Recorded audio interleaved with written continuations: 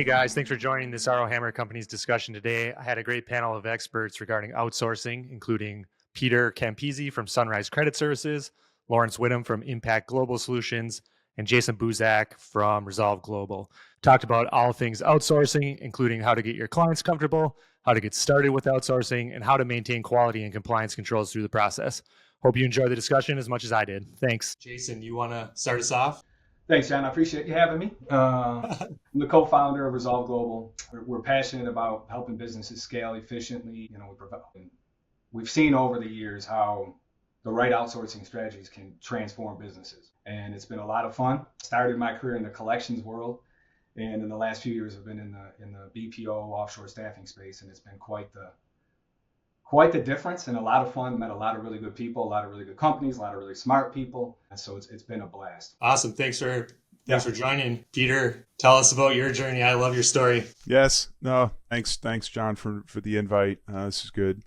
So I run operations for accounts receivable management firm, first party, third party collections. So we have over 420 employees total. We began outsourcing, it was about 7 years ago. And currently, we have about 72 nearshore agents. If you asked me 7 years ago, I probably would have said that would have not been the case. But it has been a great experience, certainly being able to expand your candidates, when looking to recruit talent. And it's not even just in the call center space. We're outsourcing back office and number of different positions, compliance, things like that, where, 7 years ago, I never really would have thought that would have been the case.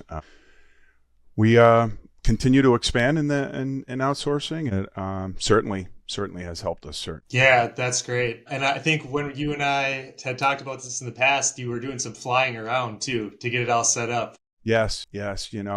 So obviously near shore, we wanted the ability to sort of be in the same time zone, be able to visit a number of different vendors before pulling the trigger, meeting them face to face. And then I have a developer and I have a VP that visits quite often, putting the pandemic aside, but we're on site with their team probably like 3 to 4 times a year, which we just, making sure that they're a true extension of us and our values and our just core training and education and everything. It just, that works for us, certainly. That's awesome. And Laurence, you have a great story as well. I think the rest of us have all kind of come from the accounts receivable management world. It sounds like you have some exposure to multiple industries, but have been focused kind of in the CPA space, and I have a lot of questions for you. Tell us a little bit about what you have going on. Yeah, definitely. No, and appreciate the invite, and thanks for finding me. I think you found me from one of the articles in one of the publications. Yeah, the Journal of Accountancy. Yeah, it's a great article. So yeah, my background is honestly, I got into the BPO world very quickly straight from college. I was a family friend of mine, had a BPO focus towards accounting firms that was based in India. So I moved to India for the first 3 months straight out of college and had a sort of like quite a good global experience and exposure to it. And they were about 150 people at that point. And they had 3 different divisions, working for accountants, working for recruitment agencies, and working for property management companies. So I got a good exposure to different types of industries there. And then a couple of months in, the owner of the company sort of came to me and said, all right, well, the real reason why you're here is because we're expanding to the US, and I want you to help us expand there. So again, I got a lot of great experience and a lot of responsibilities, we'll say, dropped on me quite quickly. So, and again, grew a very successful division that had over 600 accountants, worked with over 500 CPA firms over those years, along with some property management companies, some recruitment agencies, and some other businesses. I mentioned a couple of credit agencies as well over those years. And one of the big things I found in the more recent years was that there wasn't really anybody in the profession helping from an independent perspective. There was a lot of vendors, a lot of opportunities to outsource in different locations, not just in India, but we expanded to Mexico as well. And there was the Philippines, South Africa, and nobody was really looking at it from the what does the firm really need based on the models that are available to them. So I took a step off on my own and partnered very quickly with a consulting group and built out this division where we now independently go in and help guide the firms along the journey right? Make sure they are actually prepared on doing so. I visited the different countries. I visited a lot of the vendors and spoke to them, spent a lot of time doing due diligence. So I'm able to help navigate towards certain vendors, but also really understanding inside the business and preparing them for making sure they can actually do it properly. And it's not the fear of the unknown anymore. It's this is what it's going to look like. Right. And this is how we can make it look like the way you want. So that's what I do now. And again, I've done a lot of work within the CPA world and look forward to helping other businesses as well. What are some of the common misconceptions about going offshore or nearshore that you see either, through your experience or through your clients' experiences that prevent people from engaging? I mean, I'll start. I think for me, the biggest misconception I see is that outsourcing is only for large corporations. And at Resolv, we work with all shapes and sizes of companies, but I think a lot of people believe that they're too small. They don't know how to do it. Like you said, how do I start? How do I train? Where do I go? And I think that a lot of people just believe it's only for large companies, which it's not. We've got several case studies that could show that, but I think that's one of the big misconceptions. Yeah, no, that's certainly true. We started very small, only a few seats, but I think one of the things was just like lack of experience. But when you really dig in, a lot of the vendors that I visited in our space, in the ARM space, they really only hired experienced agents, people that, and even the back office functions that were, experienced in Microsoft, experienced in some of the BI tools that we use. And then you start listening to their calls and really digging in and realizing these, they're really good. They're very polished. Where, sometimes in the US, we're not always looking for experience when I'm recruiting and training them from the ground up. It was street to seat which a much faster process at our vendor anyway. Now, I'll add the, so I think I won't say security yet because we'll probably discuss that in more detail later from that side of it, but more about what are my clients going to think about this, right? In a lot of cases, especially when it's a customer facing role to some extent, whether it's on the call service side of things or even in the back office, right? We still have a lot of thoughts going through partners or the owners of, okay, I mean, do I have to disclose this to my clients? And in some cases you do, right? But also, what are my clients really going to think about this? Are they now not going to work with me because of it? Are they going to feel like it's not secure that I'm doing it in this way? And again, we generally have to do a lot of coaching on the mindset side of it and making sure that anybody responding or responsible for working with the clients really understands what this is going to look like and is able to answer a lot of those questions. Generally speaking, they actually don't get many questions from the clients. However, they don't feel comfortable doing it until they know what type of answers they should be giving, right, in a lot of cases. And what they'll find is a lot of clients typically do this in some capacity as well, right? Even if it's from a VA side of things or a marketing or technology piece, right? I mean, there's a lot of different ways that a firm can work with global teams, but the fear of unknown in the first time doing it is that, what is my client really going to think? I think that's sort of a big one that people have to get over that hurdle just to start. We had similar considerations too. How do you disclose when you're first getting into it? There was some hesitation for some of our clients, especially in the medical space. Collections is interesting because we work with companies from all different types of industries, banking, medical, real estate. And there are a growing number of industries that outsourcing is becoming more common. And those types of conversations that's great. Who are you using? How are they? Share the contact information. And some of the other people where it's getting there, we're having the same conversations about text and email still. Digital communications with consumers or debtors in our world is a newer thing. We're still having to answer questions about that. And the outsourcing piece, we use speech analytics. We record all of our calls where we're able to share calls.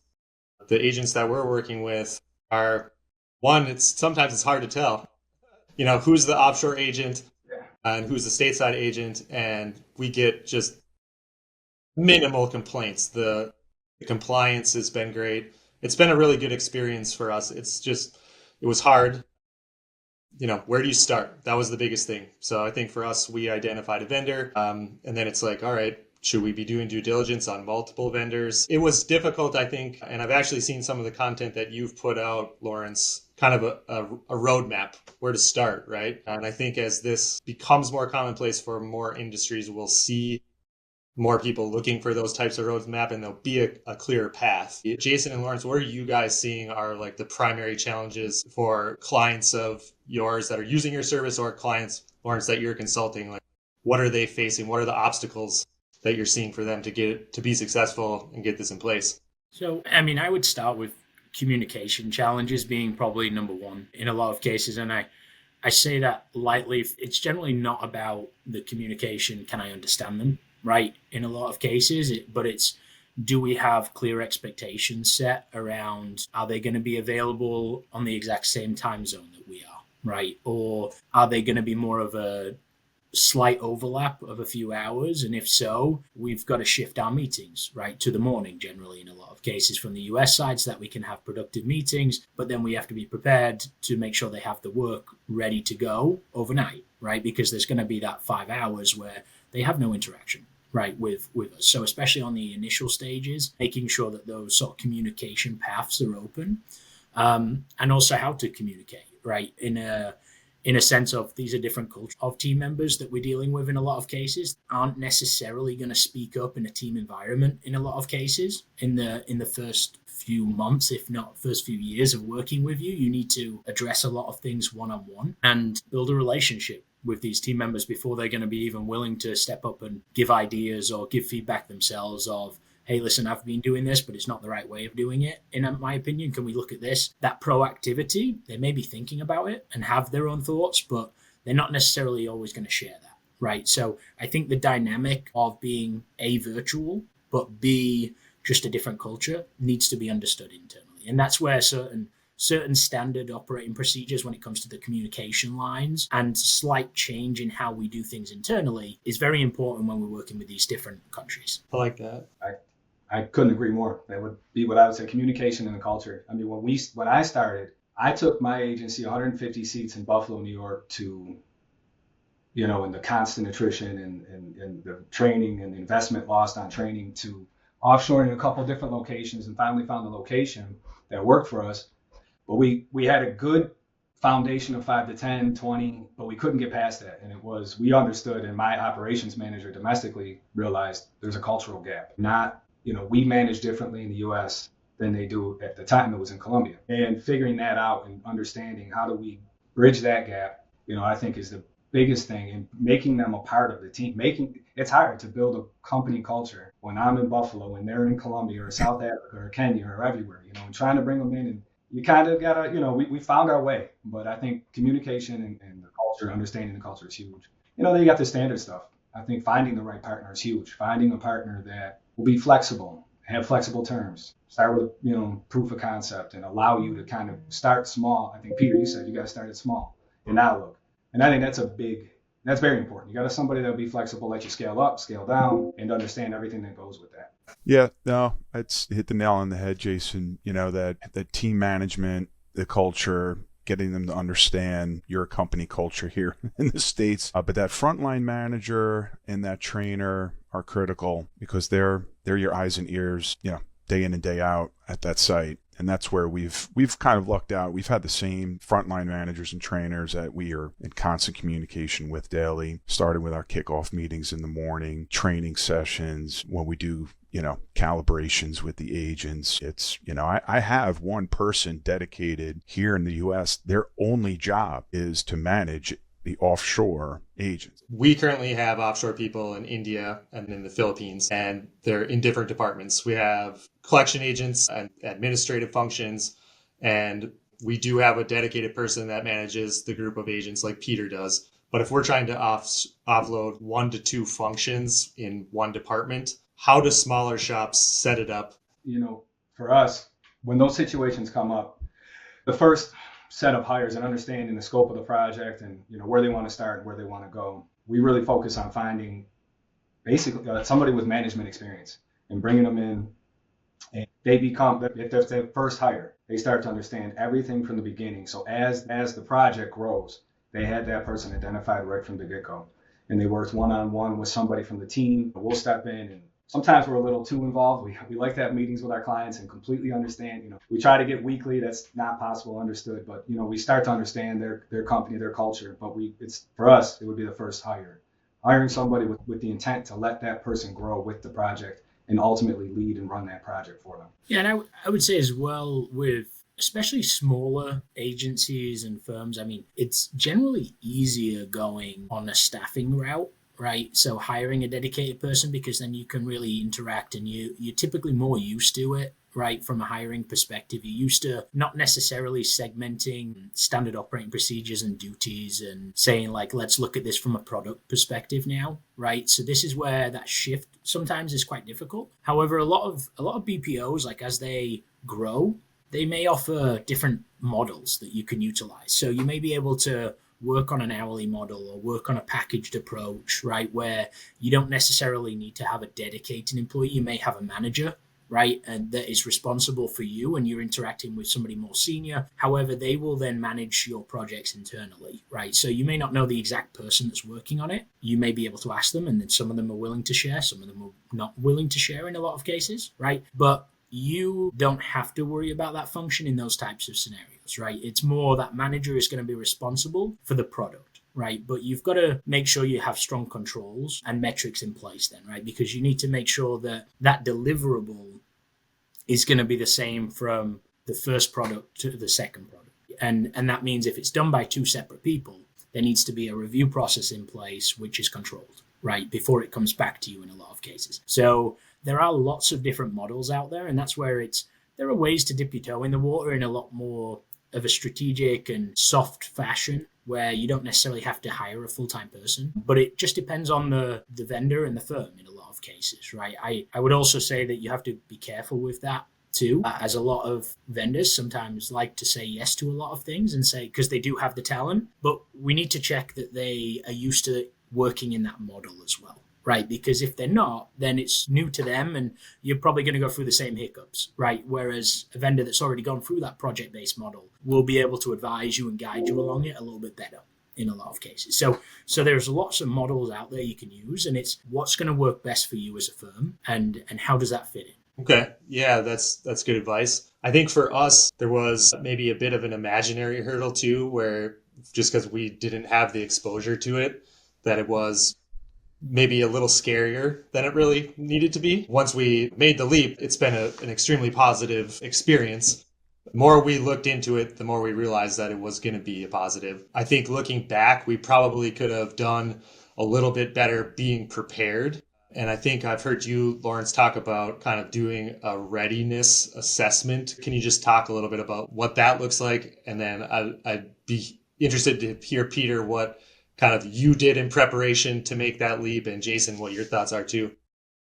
Yeah, so my piece is get all your ducks in a row internally, right? Really understand what goals you have as an organization before you even step into it. Like, what is the perfect scenario for you? Why are you doing this? Right. And again, for some, it may be I need to increase my profit margins. Right. Some people may say, no, it's just from a shortage of staff in certain areas. Right. I'm just not finding talent. Some, it may be a retention problem. Very different reasons inside a firm. But we can't jump around the fact that when doing so, offshoring and building global teams in a lot of cases has somewhat of a negative feeling for some people. Right. For some, it's perfectly fine, right? And it doesn't matter whether you're here or there. But for a lot, right, the news you hear about is generally negative news, right? So then it becomes a bit of a concern of security, right? It's, are we replacing jobs, right? Or are we building, right? And so that message needs to be internally looked at as well, right? So we need to look at it from that side of it so that everybody's involved, right? Everybody's on board, and we're not going to have people deliberately trying to derail what we're trying to build, right? So that is an important feature, and it doesn't need to be a huge thing, right? But you need to consciously think about it and have a proper plan in place, right? It can't just be something you really just throw out there and let me just go and hire them and let's just see how it goes, because more than likely you're going to have bad experiences, right? And when you're at least open to understanding that, okay, we're hiring somebody, guess what? We've hired people that don't work out. When you share that internally, and then it's like, okay, yeah, it's the same thing, right? Sometimes we just hire a bad fit, right? But let's try and put controls in place where, all right, at least we can make do, and maybe instead of hiring one, you hire two, with the real reason of, okay, one of them's probably going to leave or not be a fit, right? And it just depends on what your needs are, right? So this is where I really say, like, let's look at yourself first. Let's make sure we've got like processes, document. Let's make sure we've got a real good training plan. Make sure we've got metrics in place and controls in place, because we've got to look at it in a slightly different fashion than we have, because we have less control. We're going to do less training typically because they're not sat in a seat next to me. So they're not going to come to me with those questions that I would be able to give them that advice, right? And so we need to get around those things, right? And for a lot of people, even just remote work, it got a lot better post-COVID, obviously, but that was the first experience for a lot of companies, just even having US-based remote teams, and people really struggled. Just to make sure they were being efficient, making sure they were being mindful of the scenario everyone was in a lot of cases, and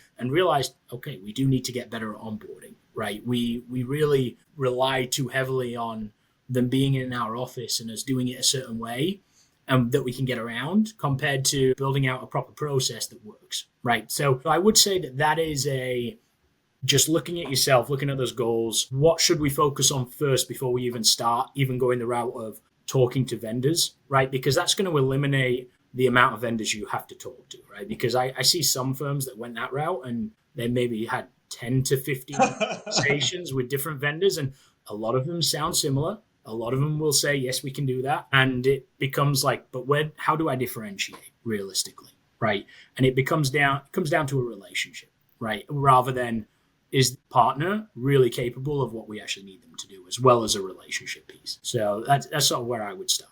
That's solid advice. Yeah, I agree with you. It's a lot of similarities to hiring and training stateside.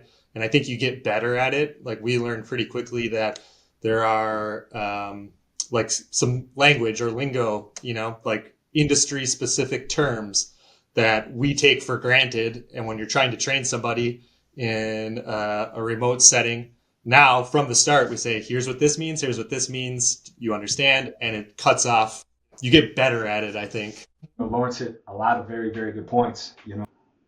Standard, for us, we interview our clients just as they interview us. So I think it's a partnership for us. And I think that's important to clients to understand that. Sometimes there are, opportunities that we're not experienced and we don't want to. Obviously, there's reputational risk, but we're in this to help people as well and provide a high quality service. So just having frank conversations and open conversations with people and understanding, what they're looking for. Can we get access to some, reports and KPIs? A lot of people talk about those things. Do we get access to that so that we can better train or continue to educate? So you got to find, it's more, a cultural company fit there as well, because we view it as a partnership. We've turned things down because we didn't feel it was a good fit for us. From a cultural standpoint, we've started programs where we've had to stop them.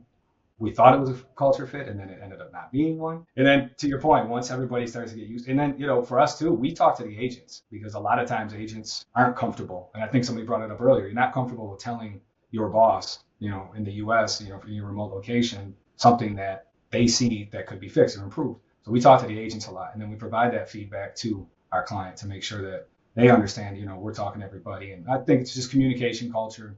And then the standard stuff again, before you go live, you're testing everything, points of contact, understanding who from our side, people from our client side can contact regarding hiring, HR, weekend IT, overnight IT, daytime IT. So again, just another path of communication. Make sure everybody's on the same page. We all know each other, and everything else, Laurence had alluded to. Peter, I think one of the most interesting things in the first time that we talked about this, I had a lot of questions, and these guys have both kind of mentioned culture. When you were first making the decision, which was, not as common when you got into it in our industry, how did you decide where to start? Like, I know culture was a piece of it. Location, you mentioned you wanted to be in the same time zone. How did you choose the country? Like, what was the process? Asking for references, kind of doing the due diligence. We had to move fairly quickly. We needed to expand our talent pool because we were in the growth stage. We were having some, attrition issues, obviously, and getting enough candidates in to help us with the growth stage. And really the price point too, being downstate New York, competing with agencies in my space that, don't have the same level of salaries that we have here in Long Island, in New York. So, definitely talking, having a lot of meetings, but then going on site and meeting in person. I spent 2 days, a trip, very quick, very in and out. I had 4 meetings inside of 2 days, on site, traveling around down in nearshore areas. So, and then had to make a decision. And then obviously having that partnership and then having it grow, you become more comfortable, but starting small and then worrying about data security, worrying about what our clients are going to think, things like that all eventually works itself out. Yeah, no, it was pretty quick at first. I'm listening to Peter and I'm thinking back when I did it, and I'm like, man, I went the complete opposite way. I was like, all right, we need to try this. Let's just try it. I didn't interview anybody. I think the first I started with, and I was like, well, that was a bad idea. And it took a little trial and error. So I think we've lucked out. I've been with the same vendor for over 7 years, and wow, that's great. Yeah, that's great. Extremely happy. The beauty of this too is I think it is becoming more commonplace, and hopefully based on conversations like this, it will continue to do so, probably at a quicker pace. I mean, I can spend the rest of the time we have together talking about the positive experience that we've had and how I wish we would have started sooner. But, we just didn't know. We just didn't know how. We knew people were doing it, but we didn't know where to start. Peter, you mentioned it. One of our biggest concerns was the data piece of it. And for people in the accounts receivable management space, if you're dealing with sensitive data, especially with the spotlight on medical right now, I know this is a concern in the CPA space as well. Let's talk a little bit about how you do due diligence and ensure that the data that you're sharing is secure and you're choosing the right vendor. Yes, I mean, I can mention that in a lot of cases, right? And again, this is where you do have to do due diligence on the providers, right, to figure out sort of what infrastructure they have. And again, I always recommend just on a low basis, right? Get some videos of the office, right? Make sure there's an office there, right? Obviously, if you can visit, highly recommend visiting in a lot of cases, right? But a lot of the vendors go the route of also getting different certifications, right? So they're going to go out and get SOC 2 certified, right? They may get GDPR certifications, right?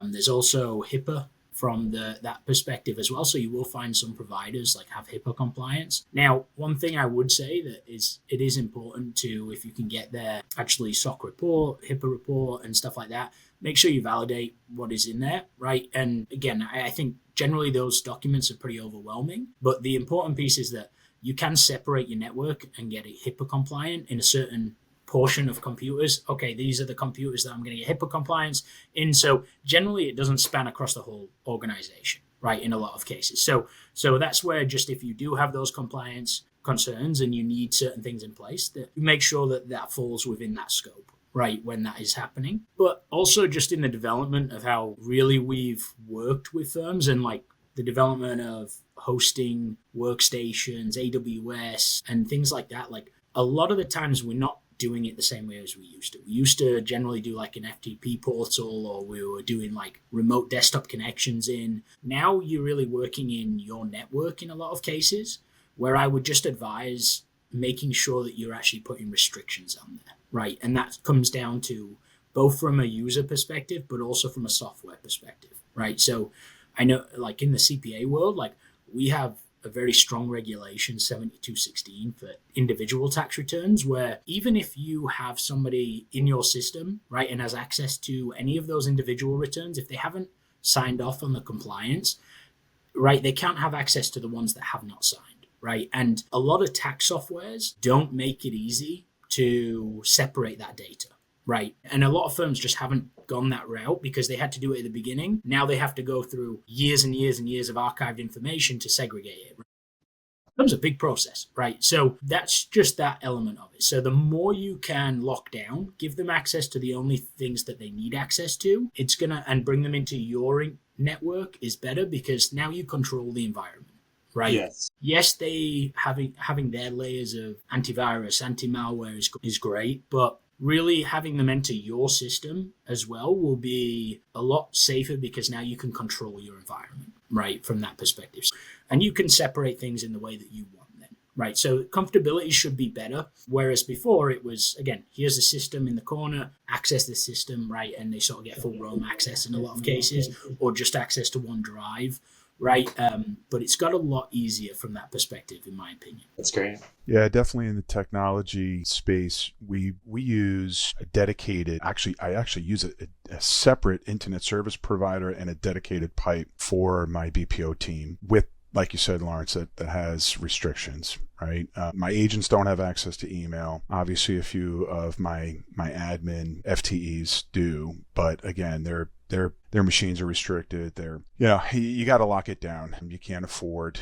They go through a security awareness training. You just constantly on top of it, and obviously making sure that your network is safe, that there's no need for their network access at all whatsoever. And then one of the things through our due diligence and onboarding, just like we would any other vendor that has access to NPI, really is your background check policy, just hiring standards, which they all complied with. Our vendor has a very robust background check policy, drug test policy, which I was surprised in the beginning, but that made us feel certainly a lot safer, and our clients as well.